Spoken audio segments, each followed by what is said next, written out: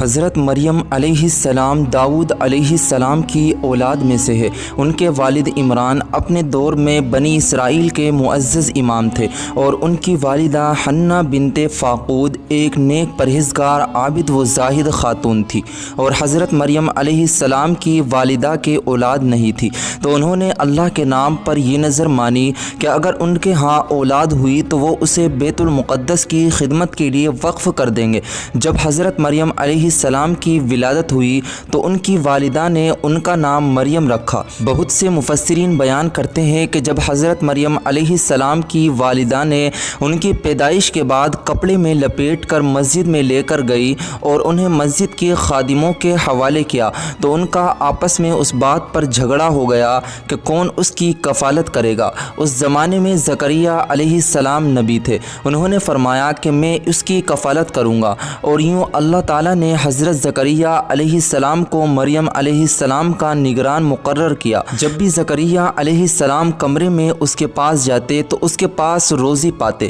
کہا کہ اے مریم، یہ تیرے لیے کہاں سے آیا؟ کہا وہ اللہ کی طرف سے ہے، یقیناً اللہ جس کو چاہتا ہے بغیر حساب کے رزق دیتا ہے۔ مفسرین کے مطابق زکریا علیہ السلام نے مریم علیہ السلام کے لیے مسجد میں ایک مناسب جگہ مخصوص کر دی تھی، پس وہ وہاں اللہ تعالیٰ کی عبادت کرتے اور اپنی ذمہ داریوں کے مطابق بیت المقدس کی خدمت پر مامور رہتے۔ دن رات اللہ کی عبادت میں مشغول رہنے کی وجہ سے بنی اسرائیل میں ان کی عبادت ضرب المثل بن گئی۔ فرشتوں نے مریم علیہ السلام کو اس زمانے کی عورتوں پر منتخب کر لیا تھا، اس طرح کے بغیر باپ کے بچہ پیدا کرنے کے لیے منتخب کیا، اور اسے خوشخبری دی کہ وہ بچہ شرافت والا نبی ہوگا، وہ لوگوں سے گہوارے میں کلام کرے گا اور اپنی قوم کو ایک اللہ کی عبادت کی طرف بلائے گا۔ اللہ تبارک و تعالیٰ سورہ انبیاء میں حضرت مریم علیہ السلام کے ہاں حضرت عیسیٰ علیہ السلام کی پیدائش کے حوالے سے فرما رہے ہیں، اور وہ پاک دامن بی بی جس نے اپنی عصمت کی حفاظت کی، ہم نے اس میں اپنی روح پھونک دی اور خود اس کو اور اس کے لڑکے کو تمام جہانوں کے لیے نشانی بنا دیا۔ فرشتوں نے جب حضرت مریم علیہ السلام کو یہ خوشخبری سنائی کہ اللہ تعالیٰ نے انہیں چن لیا ہے اور انہیں پاکیزہ بیٹا عطا کرے گا جو باعزت مقدس نبی ہوگا اور وہ معجزات کے ساتھ اس کی تائید کی جائے گی، تو مریم علیہ السلام نے بن باپ کے بچے کی پیدائش پر تعجب کا اظہار کیا، کیونکہ وہ شادی شدہ نہیں تھی۔ فرشتوں نے انہیں آگاہ کیا کہ اللہ تعالیٰ ہر چیز پر قادر ہے، وہ جب کسی چیز کو بنانے کا ارادہ کرتا ہے تو اسے کہتا ہے کہ ہو جا تو وہ ہو جاتی ہے۔ لہٰذا مریم علیہ السلام نے اللہ کے فیصلوں کے سامنے اپنا سر تسلیم خم کر دیا، اللہ کی طرف سے توجہ اور اس کے فیصلے پر سر کو جھکا دیا، اور انہیں اس بات کا بخوبی اندازہ تھا کہ ان کے لیے ایک بہت بڑی آزمائش ہوگی۔ حضرت مریم علیہ السلام جان چکی تھی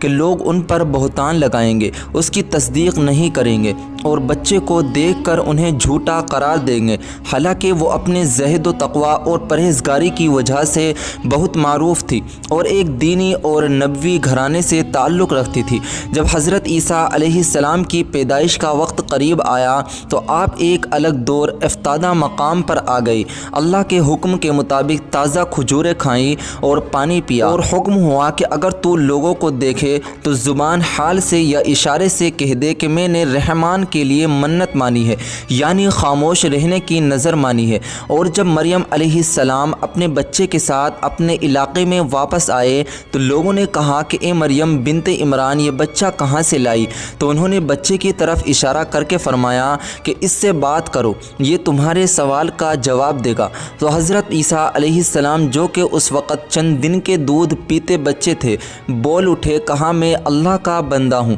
اس نے مجھے کتاب دی ہے اور مجھے نبی بنایا ہے اور اس نے مجھے برکت والا بنایا ہے۔ حضرت وہب بن منبع نے ذکر کیا ہے کہ جس دن حضرت عیسیٰ علیہ السلام کی پیدائش ہوئی اس دن مشرق و مغرب کے تمام بت منہ کے بل گر پڑے اور شیاطین اس وجہ سے بہتر حیران ہوئے، حتیٰ کہ ابلیس نے ان کو عیسیٰ علیہ السلام کی پیدائش کی خبر دی۔ پھر شیاطین نے دیکھا کہ آپ اپنی ماں کی گود میں ہیں اور فرشتے ان کو گھیر ہوئے ہیں۔ اس دن آسمان پر ایک عظیم ستارہ طلوع ہوا اور فارس کا بادشاہ اس کے ظاہر ہونے پر پریشان ہو۔ اس نے کاہنوں سے اس کے متعلق دریافت کیا تو انہوں نے بتایا کہ یہ کسی بڑے آدمی کی پیدائش کی بنا پر ہوا ہے۔ تو اس نے اپنے قاصدوں کو سونا اور خوشبو کے تحائف کے ساتھ شام کی طرف روانہ کیا۔ جب وہ قاصد بادشاہ کے دربار میں آیا تو بادشاہ نے ان کے آنے کا مقصد دریافت کیا تو انہوں نے اپنا مقصد بتایا تو بادشاہ نے ستارے طلوع ہونے کی وقت کو معلوم کیا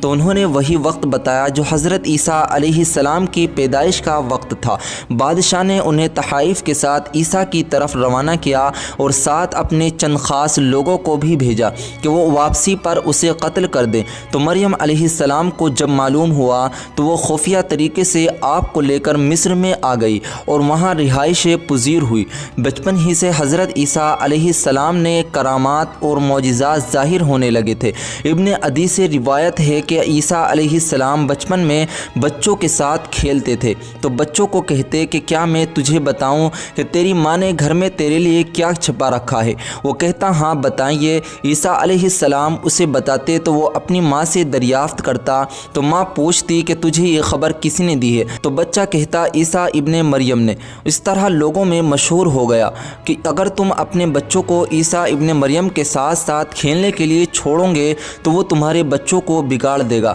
عیسیٰ ابن مریم علیہ السلام اللہ کے برگزیدہ انبیاء میں سے تھے اور ایسے دور میں مبعوث ہوئے جب حکمت و طب کا فن عروج پر تھا۔ اللہ تعالیٰ نے آپ کو ایسے معجزات عطا فرمائے تو بڑے بڑے حکماء و اتباع کی دسترس سے باہر تھے۔ کوئی ایسا حکیم نہیں ہو سکتا جو مادر زاد اندھے کو بینائی عطا کر دے یا برس اور کوڑھ کے دائم مریضوں کو شفا یاب کر دے۔ اللہ نے اپنی مخلوق میں سے کسی کو ایسی طاقت نہیں دی تھی کہ وہ کسی قبر سے مردے کو زندہ کر دے، لیکن عیسیٰ ابن مریم کو اللہ تعالیٰ نے یہ قدرت بھی عطا فرمائی تھی۔ جب پروردگار نے عیسیٰ علیہ السلام پر ان براہین و دلائل کے ساتھ مبعوث فرمایا تو اکثر لوگ اپنے کفر و عناد اور گمراہی کی وجہ سے آپ کی اطاعت میں نہ آئے۔ صرف چند افراد پر مشتمل ایک چھوٹی سی جماعت ہی آپ کی ممدو و معاون بنی اور آپ کی بیعت کرتے ہوئے آپ کی مدد اور خیر خواہی کی۔ بغض و عداوت کی وجہ سے بنی اسرائیل نے آپ کے قتل کا ارادہ کیا اور بادشاہی وقت سے آپ کی شکایت، لیکن اللہ تعالیٰ نے آپ کو اس طرح محفوظ رکھا کہ انہی میں سے ایک آدمی کو عیسیٰ علیہ السلام کا ہم شکل بنا دیا تو بنی اسرائیل کے ان حاسد